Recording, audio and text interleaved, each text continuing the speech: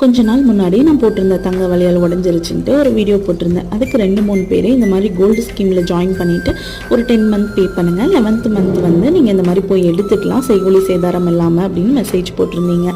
எனக்கு அது ரொம்பவே யூஸ்ஃபுல்லாக இருந்தது. இருந்தாலும் நானும் அம்மாவும் 2-3 கடையாக போய் ஏறி இறங்கி வளையல் மாற்றிக்கலாமா இல்லை எச்சா ஒரு பவுன் 2 பவுன் போட்டு செஞ்சுக்கலாமான்னு பார்த்துட்டு இருந்தோம். ஃபைனலே சரி ஓகே நம்ம 2 பவுன் எக்ஸ்ட்ரா போட்டு இந்த வளையலையும் கொடுத்துட்டு ஒரு பேங்கிள் செஞ்சுக்கலான்னு பார்த்து முடிவு பண்ணி அம்மாவே ஒரு டிசைன் சூஸ் பண்ணி கடையில் கொடுத்துட்டு வந்துட்டாங்க. எப்படி கால்குலேட் பண்ணி பார்த்தாலும் ஒரு 4 பவுனுக்கு வளையல் செய்கிறோம்னா அது 40,000 செய்கூலி சேதாரத்துக்கே போயிடுது. லக்கிலே எங்களுக்கு செய்கூலி சேதாரம் கம்மியாக பாரம்பரியமாக இருக்க ஒரு ஜுவல் ஷாப்பில் எங்களுக்கு வளையல் கிடைச்சது.